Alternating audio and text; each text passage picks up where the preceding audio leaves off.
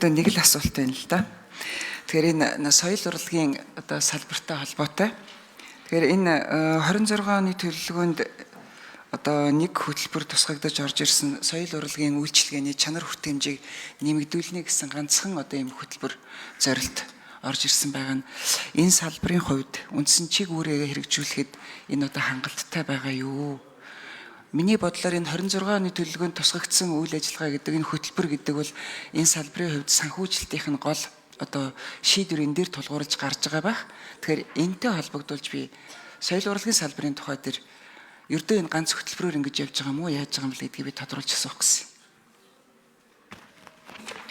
За би бас яг энэ хэрлэн гишүүнтэй адилхан асуулт асуух гад энэ бүхэл бүтэн одоо жилийн одоо засгийн газрын үйл ажиллагааны төлөвлөгөөнд бүхэл бүтэн нэг яамны нэг том чиг үүрэгтэй холбоотой 21 аймаг 9 дүүрэгтэй холбоотой соёлын асуудал дээр ганцхан ажил хийх юм бол одоо энэ яам чи өөр юу хийх юм бэ гэдэг ийм асуулт байгаа. За Намын сайд хариулъя.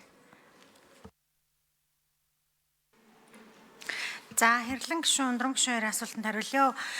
Гишүүдтэй санал нэг байна. Манай соёлын яамны хувьд бол засгийн газрын үйл ажиллагааны хөтөлбөрт тусгагдсан үндсэн чиг үүргийнхаа ажлыг хэрэгжүүлэх хүрээндээ 30 гаруй хөтөлбөр ажлыг санал болгосон.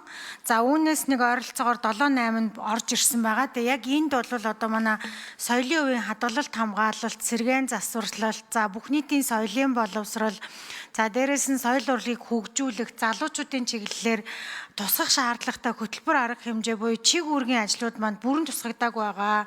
Тэгэхээр энүүнийг ингэж нэг бүрчлэн заалтаар гэхээс илүүтэй яг бангийн орон дээрээс албан ёсоор одоо ажлын хэсэгт чиг үүрэг болгож өгүүлмээр байна. Тэр нь юу вэ гэхээр энэ соёлын өв, бүх нийтийн соёлын боловсрол, соёл урлагийг хөгжүүлэх, соён гэгэрүүлэх ажилтай залуучуудын чиглэлийн ажлуудыг бүрэн хэмжээнд одоо засгийн газрын үйл ажиллагааны хөтөлбөртөө уялдуулан тусгуулах энэ саналыг гаргаж өгөөч гэдэг хүсэлт бол байна.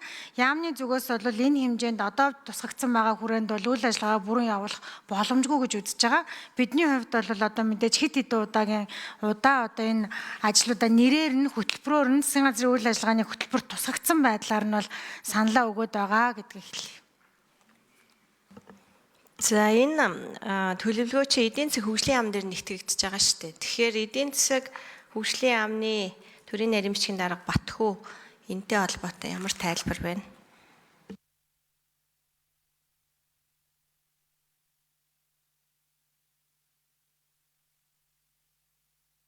Гурван номерын микрофоныг өгөөрэй.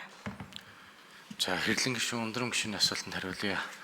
Энэ холбогдох яамдаас 1 сараас эхлээд биднээс улсын хөгжлийн жилийн төлөвлөгөөний төсөлтэй холбоотой төсөл арга хэмжээний санал авч ирсэн байгаа. Тэгээд манай яамны ажлын хэсгүүд яамдуудтай цуг суугаад холбогдох хуулийн шаардлага батлагдсан аргачлалын дагуу аль төсөл арга хэмжээнд суух боломжтой юм бэ гэдэгт тэр хамтарч ажилласан. Тэрний дагуу нэгтгэж орж ирсэн төсөл байгаа. За улсын хөгжлийн жилийн төлөвлөгөөнд тусгагдаач гэсэн засгийн газрын үйл ажиллагааг нэг хөтөлбөрийг хэрэгжүүлэх арга хэмжээний төлөвлөгөө батлагдсан жилээрээ хүрэх төвшөнтэй бас баримт бичиг засгийн газрыг батлагдсан байгаа. Энийхээ дагуу мөн яамны үндсэн үйл ажиллагаа урсгал зардлынхаа хүрээнд бас тодорхой арга хэмжээнд хэрэгжүүлэх боломжтой. Дээр нэмээд одоогийн байдлаар төсөл тусгагдаагүй байгаа арга хэмжээнүүдийг бангийн орны дэгийн дагуу бас зарчмын зөрүүтэй саналаар оруулах боломжтой байгаа. За яг одоо түрүү Намын сайдын хэлж байгааг сонсохоор хамтарч ажиллаагүй юм шиг л танах цавчаад хасцсан юм шиг л надад харагдаад байна л та. Тэгээд сая энэ олон улсын бас хуралд яваад ирэхэд тэнд хүмүүс ярьж ин танаа эдийн засгийг солонгоруулъя. Одоо Монгол бүтээгдэхүүнээ нүүрс уул уурхаагаас бусад салбарын бүтээгдэхүүнээ гадаадад экспортлыг ивэл соёлыг шингээсэн ийм бүтээгдэхүүн байж ижил одоо зарагднаа. Ингэжээж эдийн засаг чинь солонгорноо.